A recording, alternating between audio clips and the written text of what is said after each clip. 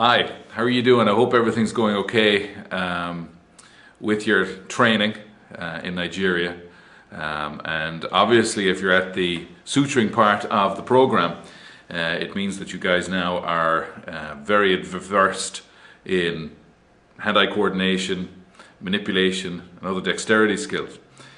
To perform suturing, there's a couple of, I think you'll see on the videos, there are several steps to it. Step number one is understanding that the needles that you have generally will go down 10mm ports if the needle is less than 32mm. If you're trying to put down bigger needles, they won't go down, and you may have to actually straighten them before insertion. So if you're looking for needles, you need to find the 32mm needles or smaller on a half circle as well. And you should practice that a few times. You will see the process of backloading described, whereby you can get sutures down through a 5mm port, but we think that that's quite traumatic to the skin.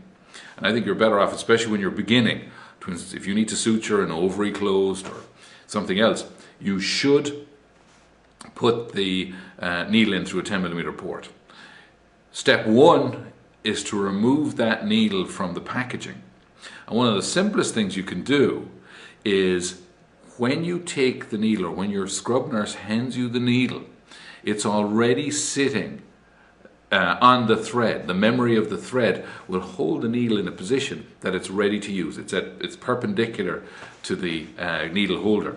So when you're inserting the needle, grasp it a few millimeters back from the swage or the end of the needle, push it down through the needle holder and push it down through the port, and in the needle holder it should just, when it emerges from the end of the port, it should be just sitting at 90 degrees ready to use. You then manipulate the needles using the distal 1/3. So you place your grasper on the distal 1/3 of the needle. Now it is important the type of grasper you're using, because the jaws need to coact against each other. So the jaws need to come flat. Now some have a gap. You should have no gap in the jaws of your needle holders or your graspers, because the needle won't sit properly in those. So have the correct grasper. Grab at the distal 1/3 of the needle, distal 1/3, and using your needle holder, manipulate the tail of the needle into whatever angle you want. Don't forget, also, with the grasper, which is on the distal third of the needle, move it as well. So sometimes you'll find that the thread and the needle will fall into a position that's ready to take. When you have the needle in a correct position in the grasper, you then move in with your needle holder and you take it about the middle of the needle, and then you're ready to drive through. A few practice rotations, supination and pronation of your wrist will tend to show you that the needle is in the correct position. Then you move the needle down to the tissue, you drive it through the tissue, and before you completely emerge the needle, grasp the distal third again, release with your needle holder, rotate through with the grasper again. So now it's sitting in a nice position again, just to take immediately with the needle holder. So I'll repeat that. It's important that when you're driving the needle through the tissue, grasp it in a position that it's ready to use the next time again. So you grasp it when the needle has emerged through the tissue, grasp it by the distal third, release the needle holder, rotate a bit, and take it before it emerges completely from the tissue, and you now are ready to go again. The needle is in the same plane. You need to practice this quite a bit. Everybody does. It's not intuitive. When you've got this practice, the next element is to tie the intracorporeal knot. I should have said at the beginning, ensure then when you are practicing your knot tying that you only keep the thread about 15 centimeters long. 15 centimeters is manageable. Anything longer, you're going to be struggling with the thread in the cavity. So When you've taken it through the needle, pull it through so that there's a small tail of thread before it emerges, about a centimeter or 2 or 3. And you'll create a C shape when you do that. So you'll have driven the needle through, and it's now the thread is forming a C shape. And using that C shape, you now have the needle holder holding your needle. You will then now wrap.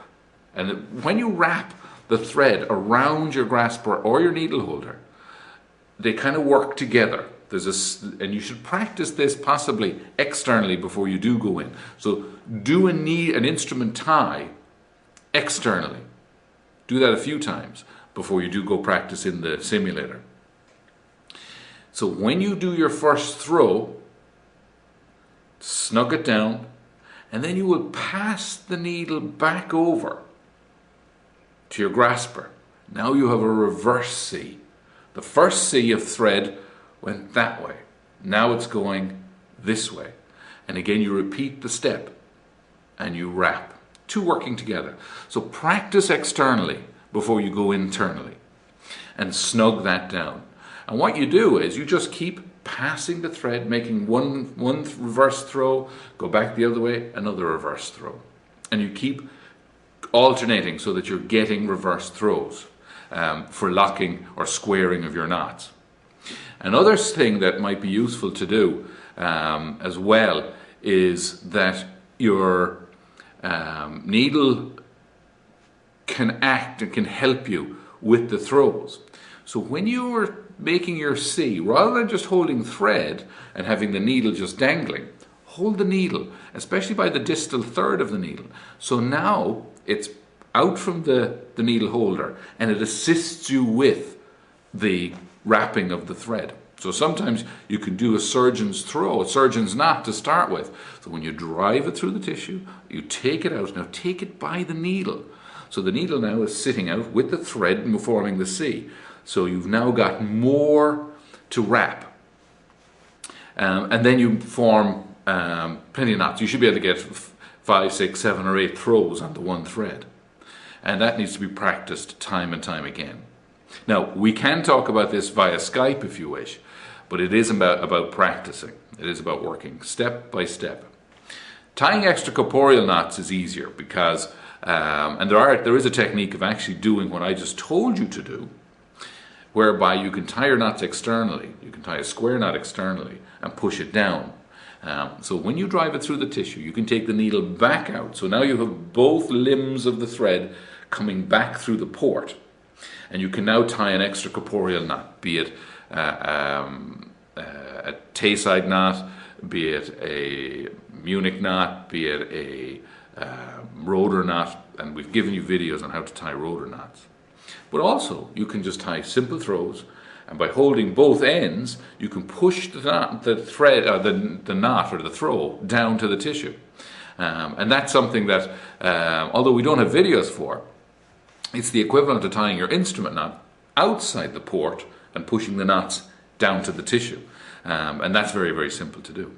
But as I said, I think maybe if you're not confident with instrument tying and laparoscopic suturing, maybe we should get together via Skype just to iron out some of the questions for you. But hopefully what I've just said to you will help you with your